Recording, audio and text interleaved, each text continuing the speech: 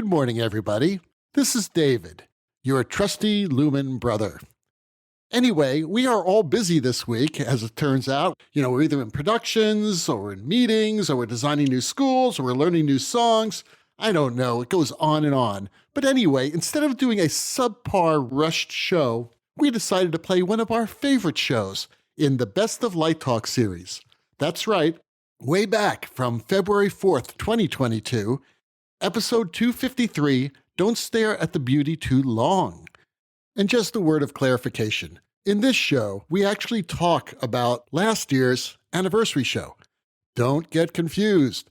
This year's anniversary show will be totally different and will air on March 25th. So mark that in your calendars. Be sure to listen in. We promise something very exciting. We hope that you enjoy the show. We're sure you will.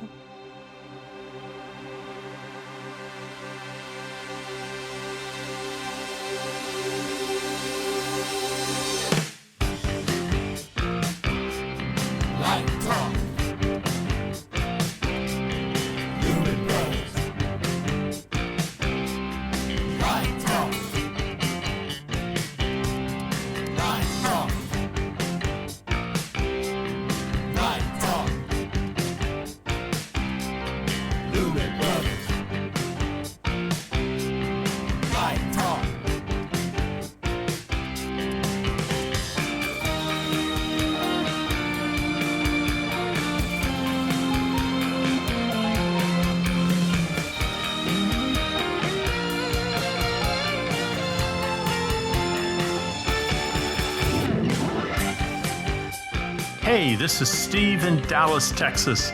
It's Saturday morning, my friend, and you are listening to Light Talk.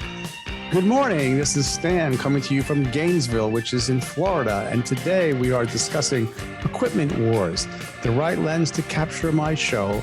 I need a good education. Is it too late to apply for summer stock? And surviving academia, all on Light Talk. And this is David coming to you from the beautiful Belmont Shore neighborhood of Long Beach, California. And if you don't already know, you are listening to Light Talk, and we are the Lumen Brothers. Yeah. I have a simple question for you. What? Every week you talk about the beautiful Belmont Shores of Long Beach. Yes. Why is it beautiful? Give me one reason it's beautiful. Because we have palm trees everywhere, and the sunsets are awesome, and the water is awesome. And I could see ships out there carrying, all my stuff from China. So I don't know how much more beautiful you can get than that. But I did want to say something about Belmont Shores, something about the beauty of it, because that was really Steve's question. When I went to visit David, I've never really spent much time, except in Hawaii, on a westerly facing beach. And so what was interesting is when the sun was going down, it was glinting. The Atlantic doesn't work that way, right? You get the sunrise on the Atlantic. In Hawaii, it's not quite due west, depending on where you go. So the sun was glinting on the waves, and I was so fascinated by these little reflections on the crests of the waves from the sun that I was staring at it like all the time I was sitting there. And you know what it did to me? I really did find it quite beautiful and fascinating. It was dancing glints across the water, but it burned my retina. It took like a week for it to get better. So you shouldn't really be staring at the beauty too closely. Especially after you've taken mescaline. So that's, you were coming down. That would have made it better. High. That might have made it better. So that's the problem. Okay. That's what I tell directors all the time when I light a show. Don't stare at the beauty too long. There's your show title. Don't stare at the beauty too long. Well, we actually have a sponsor that talks about that today. So there you go. Okay. And so, hey, everyone, welcome to episode 253. And you know what that means, Stan? Yeah, something about like an anniversary. How many episodes are we from our fifth anniversary show? I don't even know if it's that. fifth or sixth. That's all you thinking I can do arithmetic or something? Well, it's 52 weeks of a year. And then you How many episodes are we from cancellation? Oh, we've passed that. That's way. When's the network going to pull the plug? We've gotten it canceled. We just ignore the I was the George Harrison of Light Talk when I quit and then came back the next day. That's right. There you go. We didn't come back the next day. It took you about No, that's 5 true. months. It took a few months. Yeah. But anyway, that being said, you didn't officially quit. We want to start rumors amongst our base. No, that's true. You know, we're totally honest to everybody. I have stock in this show. He does have stock, man. And if it goes down, it's going down with the rest of it. But that's a whole other story. My favorite, my quote of the week was... Never going to get a show done today. Okay, so we're not going to get a show done because you got me today. Go ahead. What's your quota? So reputations. Quote. They go up like the escalator or the staircase, and they come down like the elevator. Yeah, right. Did you say this in the last episode we did with you? No, I don't think so. If I maybe did edit that out. You and I talked about it. Okay. We talked about it. I think you and I talked about that. Yeah, personally in our prep sessions. All right, the preps in our research session. So anyway, welcome everyone, 253. That means we're just 7 episodes from our 5th anniversary show. Now, it is 5 years, right? So it's the 5th anniversary, not the 6th anniversary. It's not the beginning So wait, of the we're 6th finishing the 5th year, or we're going into the 6th year. We're going into the 6th year, yes. You got to be kidding. No, but listen, we have a lot of plans for that one, and we are going to announce a very special guest for that show. So Tom Brady. Tom Brady is doing our show. Tom Brady. Yes. He can't do Regis and Kathy Lee because I think both of them are dead. I think Regis has died. Yes, but he can do the Lumen Brothers. So we're going to ask Tom Brady, but we do have a backup, and I think that everyone's going to really enjoy it, and it's going to be quite timely. Because guess what's coming up in 2 weeks? The Super Bowl without Tom Brady. Without Tom Brady. And guess where the Super Bowl is this year? In my backyard. And guess how much the typical ticket for the Super Bowl is? This just came out. I saw it. Too much. Well, just take a wild guess. Is it more than a console? Well, it depends on the console. Come on. Okay, $10,000 a ticket. That's the typical Super Bowl ticket. $10,000. Those are the cheap ones. Those are the seats that you can't see anything. You're up all the way in the top, right? You're sitting next to the restrooms, right? No. These are not good seats. $10,000. America is a tale of two cities. Do you know what their excuse is? Well, it's in LA, and most people who are going to the game already live in LA, so they don't have all the expenses of a airplane ticket or or hotel, so they have extra. Does baseball do that too? It's like the World Series. It's ridiculous. It's come on, people can't afford to go. I'm so out of touch. Anyway, so we have some exciting plans, and so we'll see what happens. Okay, so tune in. That will be episode 260 in 7 weeks. I will be returning from Helsinki by then, so I'll probably be frozen. I may be in the middle of my defrost, so we may have to find someone. But anyway, on with the show. Steve has the first question. Yes, it comes from Kat in Detroit, and Kat writes, "My school cannot keep up with the equipment wars. We just don't have the money. How often do you update equipment, and what are the factors that affect your decision to do so?" I've got stuff that's 20 years old. We're just kind of cycling that out right now. It's hard if the equipment is in reasonable shape and it's working. It's we're in the theater. We're not in the the engineering department or the law school. So we have to, stretch things out. I think, though, with the equipment wars, you have a good point. I think if you get caught up in that, you never have the right equipment, and you're always chasing something else. It's like walking down the street in New York. You walk past a store and you see a piece of electronic gear for $20, and you keep walking because you think you're going to find it for $19 or $18 on further down the street. It's difficult. It is difficult. So chasing equipment, I don't think is a terribly good idea. If you don't have a lot of funding, there's a way you can get around that. And I think you take a look at renting, because sometimes you'll have you have a little money. Maybe you've got $100 to rent something, but you don't have $1,200 to buy it. You can always talk to other theaters. You can talk to other schools. You can talk to production houses about possibly borrowing a piece of equipment. They're not going to send you 12 moving lights, but they might let you borrow something out of their inventory that's a little bit older, that isn't necessarily in high demand anymore. If you're worried about your students kind of falling off the edge here and not getting exposed to the equipment, get on the phone right now and call up these different companies. Call up Martin, call up Elation or ETC or Strand or Verilight, Hog. You pick it. Call them up and ask for a demo. Maybe ask for a workshop. Maybe you and another school go in together and you've got all of a sudden 10 or 12 students in the room, and it makes it a lot more attractive for that company to come in and spend half a day with you doing a demo as opposed to showing it just to 2 students. And of course, you always can slowly add something if you feel really passionately about it. Maybe you can afford 2 moving lights. Maybe you can afford something new for your psych.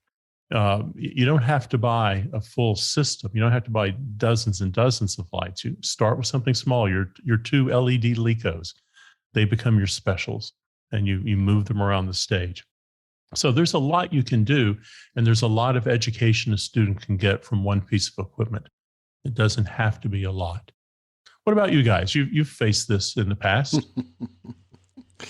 Steve, you once told me that you guys have this special fund just for refreshing lighting equipment every year. Is that still true?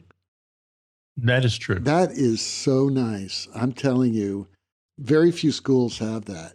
And well, it's gotten harder with the pandemic, and it's gotten harder with budget cuts. But we do set aside a percentage of our budget. It's like anything else. It's amazing. And I don't mean to be all kind of uppity about it. And, people need to stop saying, well, SMU is a rich school. Anybody can do it. If you had a computer lab in the engineering department, I guarantee you would have a budget set aside for repair and updating those computers. So, I don't have $500,000 in the account, but I have some money in there. If we want to get something, we can get something. Now, if I went and said, I need 60 new movers, the accountant would look at me and say, have you lost your mind? But, a little money for a rainy day fund's not bad. Unfortunately, there are a lot of schools out there, mine, for instance, that don't have money to refresh computer labs, that don't have money we can steal from elsewhere. So Kat may be working in a school like that. It sounds like it because she's saying we don't have the money. And that is usually what I hear from administrators when I ask for new equipment. I agree with you, Steve, that you don't need a lot of equipment to learn how to be a lighting designer and to teach lighting. So I don't know what to say about what type of equipment you should buy. How often do you update equipment? If there's still light coming out of it and it's safe, we keep it.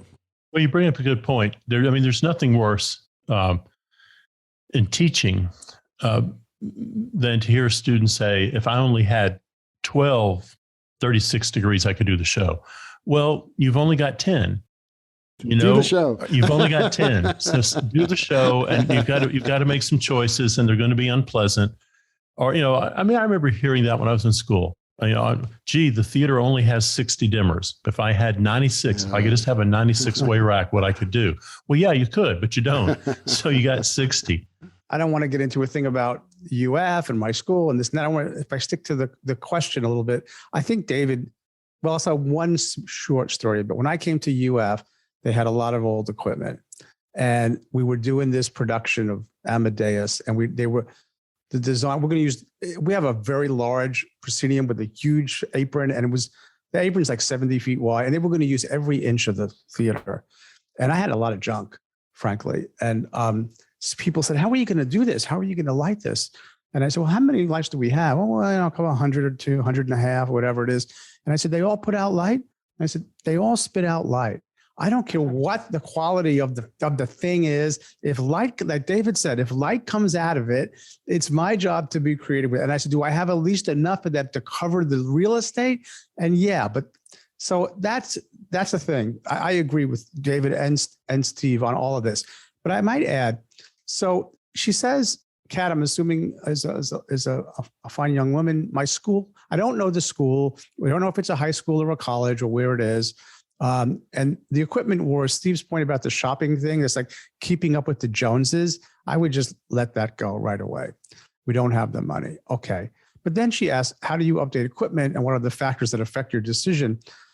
So I think having that fund, whatever size it is that Steve is talking about, is a good one. And also the other comment about connecting to manufacturers, I think there's a way that Steve is pointing out to build some relationships with either, if you're a high school, community theaters in the area, right? We do that here. We share with the Hippodrome. The Hippodrome shares with us. There's a Roadhouse in the area to sort of do that rather than just keep buying. And that's sort of an unsustainable kind of thing. If it still puts out light, it's still a usable device. And sometimes for certain systems, I want the junky light.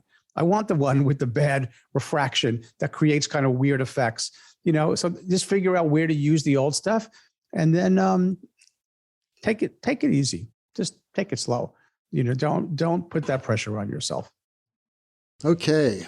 Henry in Kansas asks, I have another year to finish my Associate of Arts degree.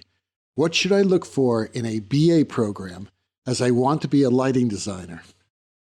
Well, okay, there are a few questions I must ask first. I think the big question would be, are you expecting to continue your education into graduate school?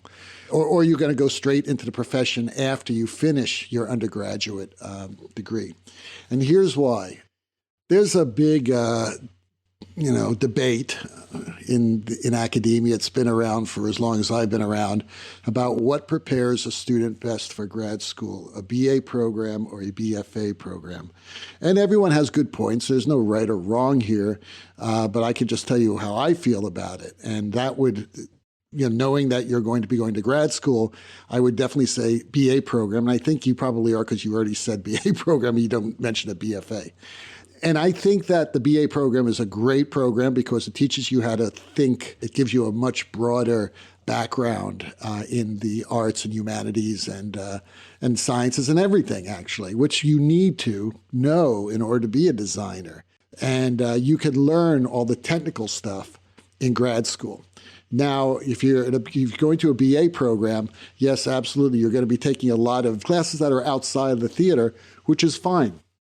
It's terrific. And then you're going to be auditioning for grad programs.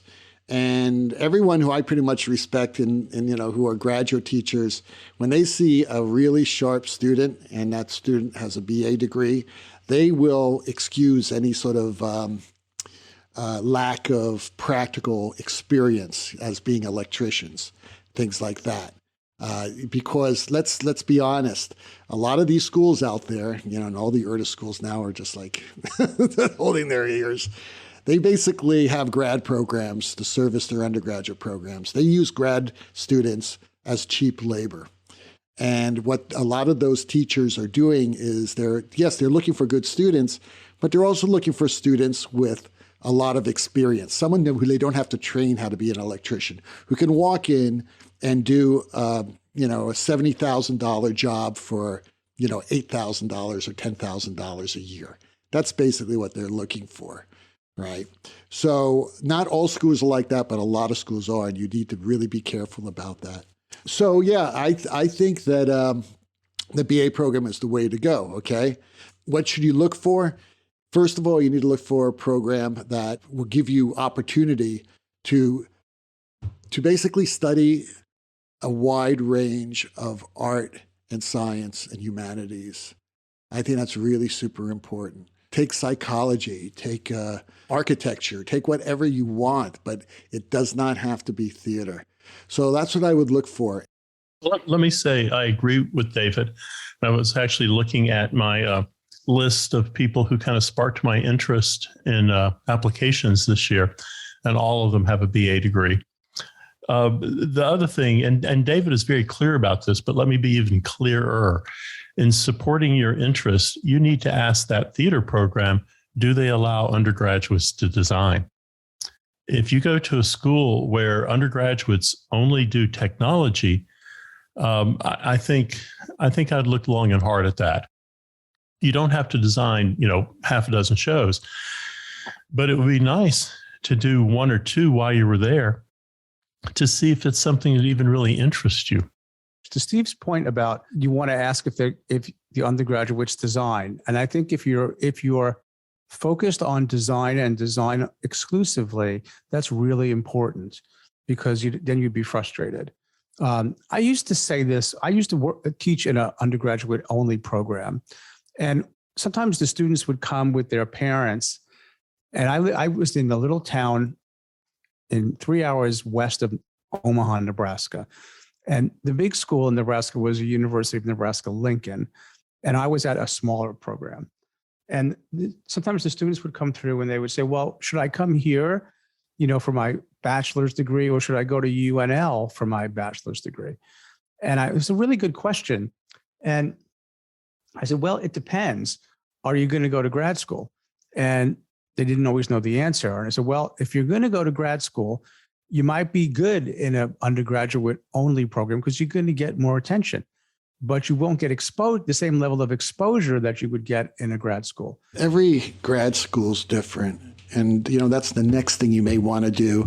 If you're expecting to go to grad school, call some of the grad schools you're interested in now and say, should I do a BA or a BFA? And I'm thinking about going to this school to finish off my 2 years. Or that school. Is there a school that you could recommend that I would fit better into your program, or that I would be better prepared for your program? So I say go right to the end. If you know what grad school you want to go to, contact them. Chang in Taiwan writes, I am starting to take photos of my design work. I have a 50 millimeter lens. What do you think should be my next purchase? I'm assuming she means lens. So I like this question, and I took some notes. First of all, I'm impressed that you have a 50 millimeter, and I'm assuming it's a prime lens. That means it doesn't zoom. But actually, I like to kind of throw out this fun little term that I like to use. I learned somewhere. You do have zoom with your 50 millimeter prime lens. It's called sneaker zoom. Move your feet. Okay. So you can change your distance from the subject with your prime lens any closer, further. Get into it, use it. Now, if you were going to buy more lenses, stick with primes. There's less glass and there's less elements for the light to go through. And theater sometimes is very, very dim and very, very bright. There's quite a range of brightness. So prime lenses can be faster lenses. That's got to do with the size of the aperture.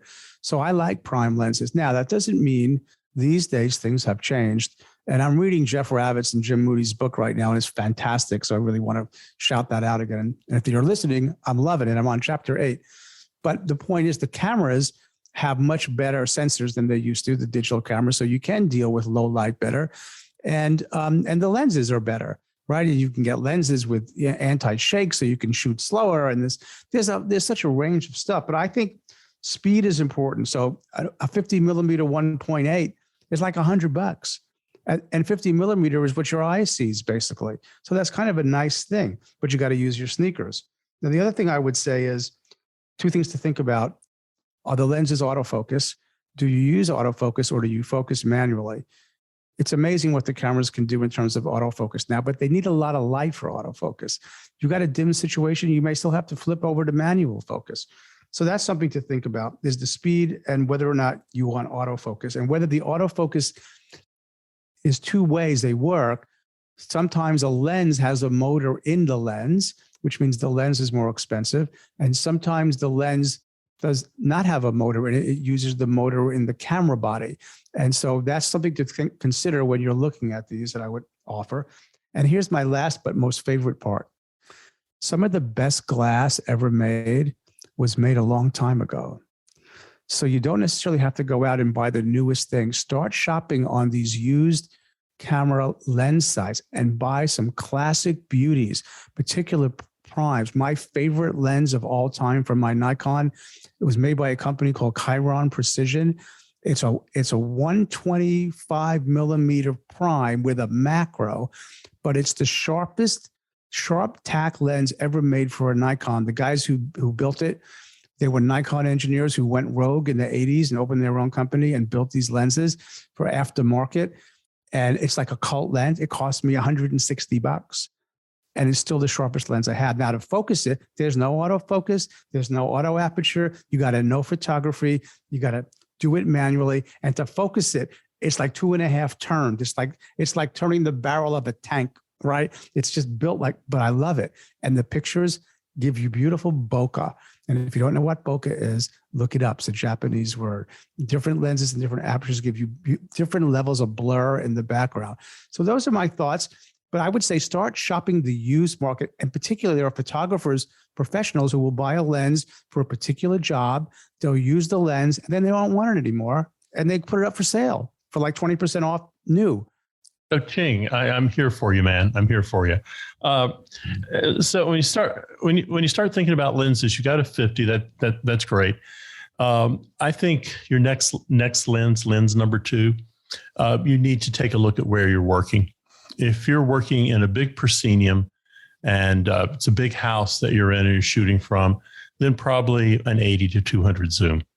If you're working in a small theater, if you're working in like a storefront, something that seats, 50 people, 60 people, a little 50 by 50 black box, then I would say probably a 35 to 70 zoom, so that you can get that wide angle, or even a 20 to 35. But I do think a zoom is a good idea, and a 2.8 is more than enough to shoot in the theater. So think about a zoom, a wide angle, or something for standing back in the back of the auditorium and shooting in. You are listening to Light Talk, and today Light Talk is sponsored by Hail Mary Hills Hard Focus Seltzers. Are you an annoying jerk? Can you feel the eye rolls from the stage director every time you open your mouth? Can you hear the groans every time you want to make a change to a light cue? What can you do to change the public perception that you are a putz? Well, it's much too late to bring coffee and donuts to the theater. That ship has sailed. It's time for desperate measures. If you really want to smooth things over and save your career at the same time, break out your credit card and make appropriate reparations by investing in a little diplomatic lubrication with Hail Mary Hills Hard Focus Seltzer, the career-saving seltzer. Hail Mary Hills Hard Focus Seltzers come in several unique flavors that you will find nowhere else, like Blackberry Blackout, Coconut Crossfade, Amperage Acai, and High Voltage Vanilla. For those of you who like it a little picosa, our creamy Cola de Fuego will leave a powerful impression on your colleagues for days. For special personality problems, we also offer special pharmaceutical-grade cocktail floaters for that extra little kick. For insane directors, try our zany Xanax Zebra. That'll quiet them down in no time. Or for that pain-in-the-ass stage manager who is late on every cue, try Caffeine Kryptonite. It'll wake them right up. Finally, for opening nights of particularly awful productions, our LSD elevator will make your crappy lighting design appear like fine theatrical art.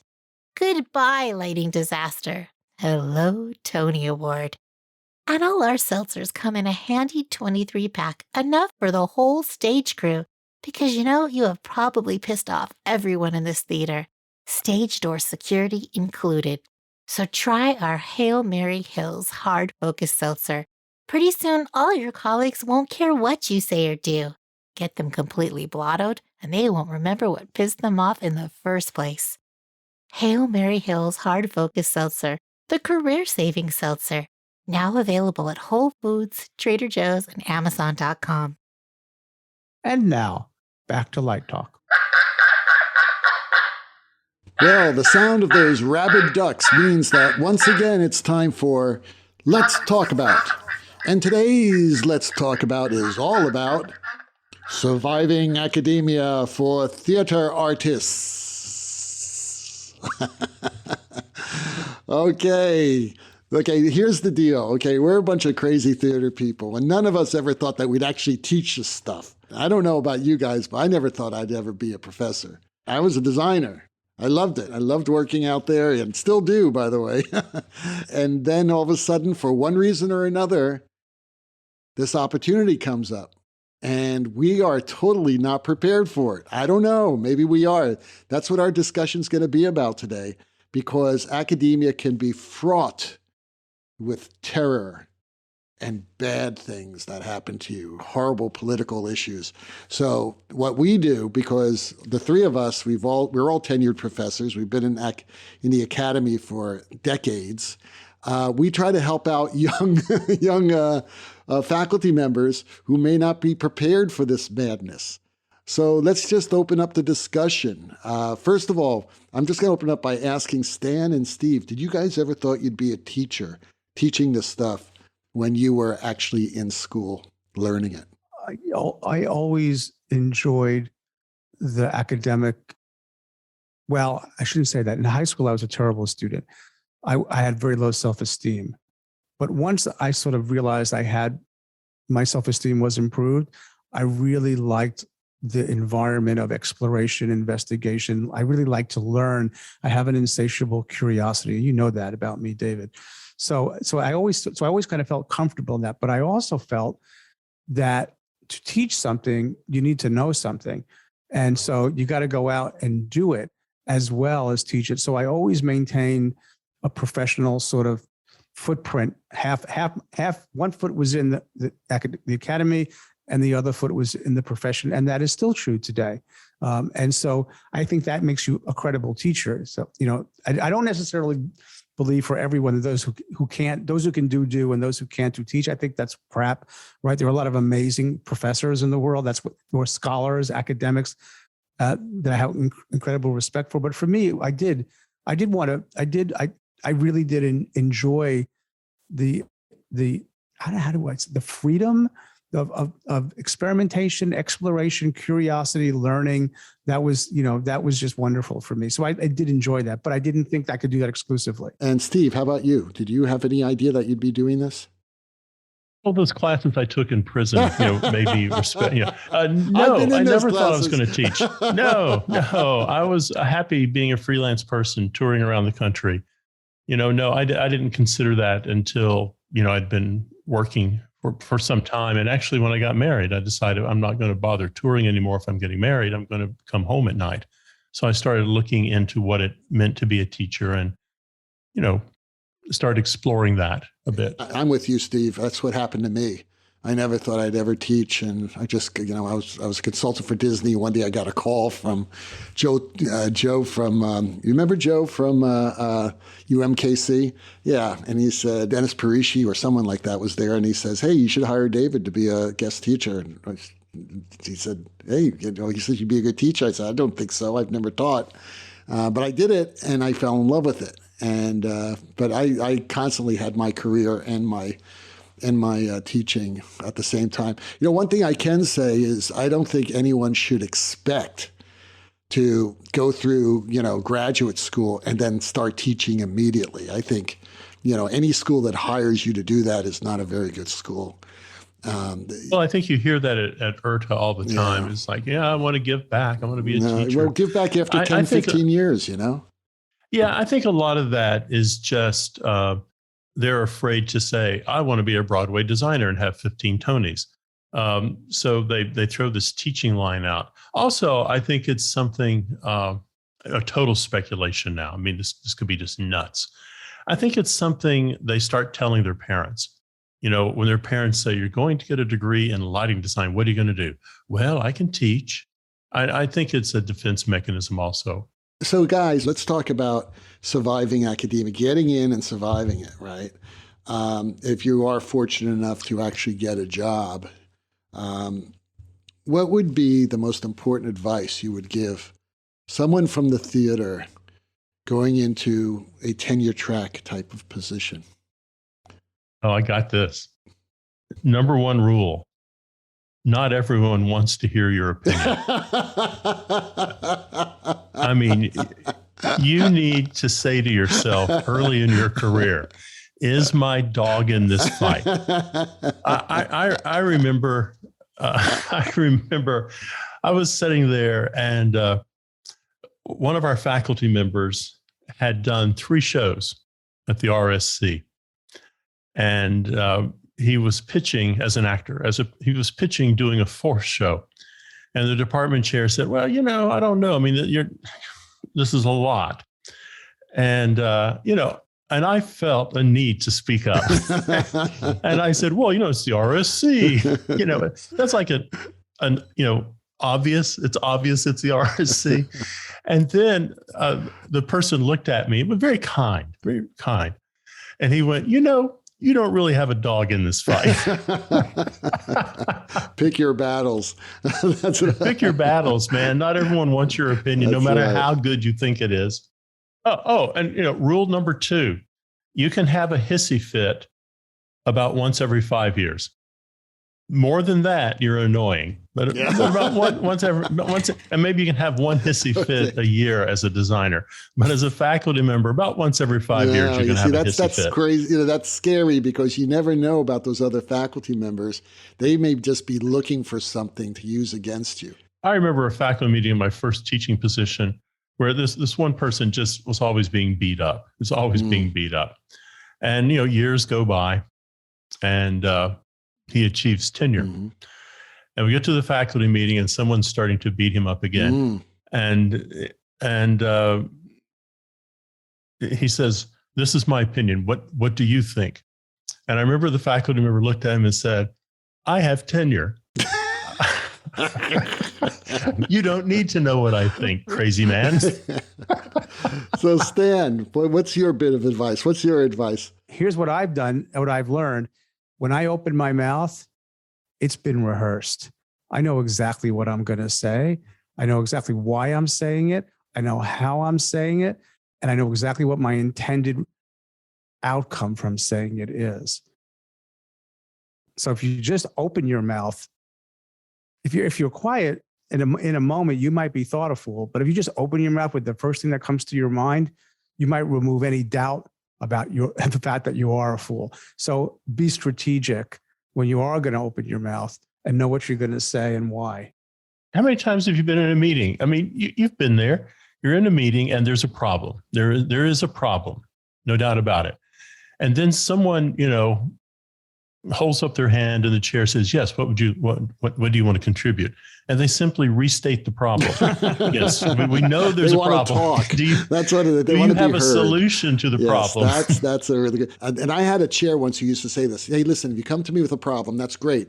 That's my job. It helps solve problems. But make sure you also come with a suggestion how to solve the problem. Absolutely. And that's you should always look at that. And also respect all your colleagues, especially the elder colleagues. And now I'm saying that being an elder colleague, it's true because I know so much about academia and I can help every single young faculty member, every probational faculty member here, even people who are just here part-time, I can help them.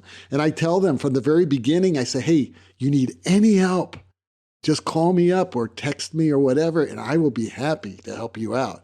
Yeah, I would say to amplify your point, David, to not bond with your senior faculty is a rookie mistake. You made me think of something important, David, that I think that just thought of this, that there's a generational difference. There used to be like an executive bathroom club, like the senior faculty felt like other people had to like kowtow to them or kiss their ring or pay dues. I don't know how much that's true anymore. I know that our generation doesn't, at least the people that I know, like you guys in my circle, that we don't do that. It's not that. I think that is a dead idea that when you hire somebody, we want you to succeed. You hire them because you think they're terrific, right? So we're committed to that. When somebody doesn't succeed, it's not just their failure, it's our failure. We made a bad judgment by hiring them and we didn't help them along. So I think that's a generational shift that is different from Kissinger's age. What Stan has said is really interesting because it's true. I think we have changed for young faculty members, especially from the theater, because, they're not used to being in this terribly politically, even more political than the theater. They're used to community. And I think that it's really important that the senior faculty really embraces the junior faculty and helps them along. I do think it's different. I think it's different in the theater. I think the faculty club, the old boy network, all having a key to the executive bathroom. I think that might be true in the history department because these people are working independently of each other. I think when you move into the arts building, when you move into theater, it is based on community, as you say, and it's based on collaboration and it's building relationships, and it's 4 or 5 people building a show as opposed to working by yourself. And there can be merits for that too.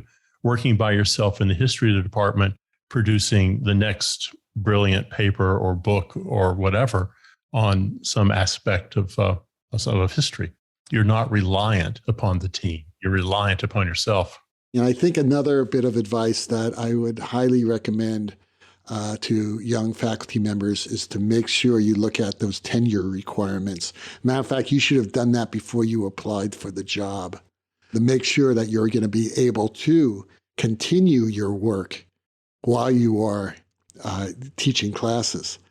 Because it could be a catch-22. And unfortunately, there are still schools out there that make it somewhat impossible, nearly impossible, to get your creative work done, which is a requirement in most tenure dossiers, and to have significant work. They're not talking about, working for the Garage Theater, down in Los Angeles. They're talking about regional theater companies and opera companies and, and broadcasting that are like at least Class B, sometimes international to get a full professor. So you should look at that and make sure that you have the freedom, that the school will give you the freedom to pursue this and still be able to be a teacher at that school. It's also not that difficult. It's just we don't do it because it's not something that we necessarily know how to do because no one ever told us. It's not that terribly difficult to go to Fulbright either. And you can talk to your department chair and your dean about that also.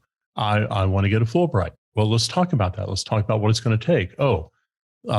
Maybe your department has a connection to a theater in Mexico or a theater in Germany, and they can help you. I mean, it's people think it's always crazy when I start talking about Fulbrights. It's just not part of our vocabulary, so we don't think about it. We think it's pure research, and it's not. Okay, well, Steve has our last question of the day. Greg in Texas wants to know, is it too late to apply for summer stock work? Yeah. Well, the rocking sounds a little bit. No, it's not too late. Not too late. Now's the time.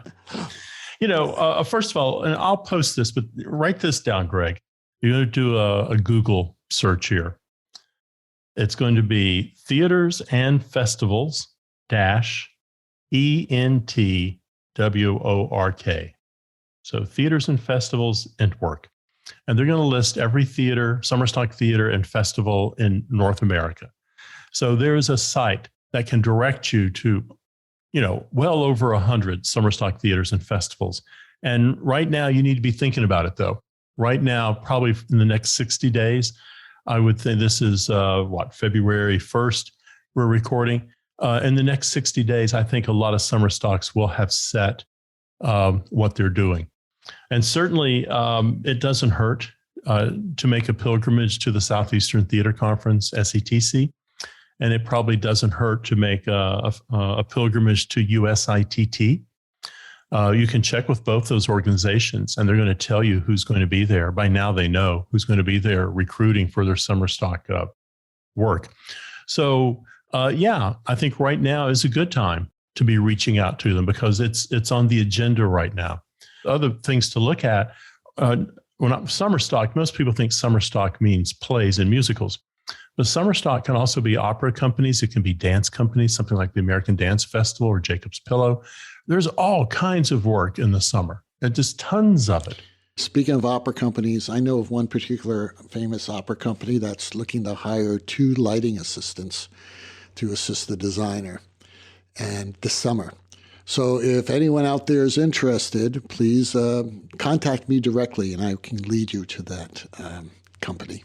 When would the starting dates be? The starting date is the beginning of June, and one of the positions goes into the second week of July, and the other position goes from the beginning of June into the first week of August. Wow. Yeah, it's a rep company. But yeah, now's the time to nail down those summer gigs. So, the rocking sounds of the Luminoids tells us that once again you've spent another morning listening to Light Talk. You can hear our show on Spotify, iTunes, Google, YouTube, livedesignonline.com, Amazon Prime Music, and just about every other podcast site out there. Check out our website on lighttalk.org for future guests, and be sure to follow us on Facebook and subscribe to our podcast. That way you will not miss a second of Light Talk insanity. No guarantee is offered regarding the accuracy of any statements or opinions made on this podcast. However, If you decide to litigate, the law firm of Flex, Flock, Flare, and Glare and their paralegal guy, Snoot, will delete what's left of our retirement funds because they're shrinking. Light Talk is written and produced by the Lumen Brothers, coming to you from Gainesville, Long Beach, and just left of the Chisholm Trail. And be sure to join us next week when we chat about more useless things and explore the crazy insanity in our industry. Light Talk, broadcasting questionable Lumen knowledge and humor around the world. And thanks once again to the voice of Light Talk, Miss Lori Cooper. So we'll see you all next week. Bye-bye from Light Talk. See you around. Doodles.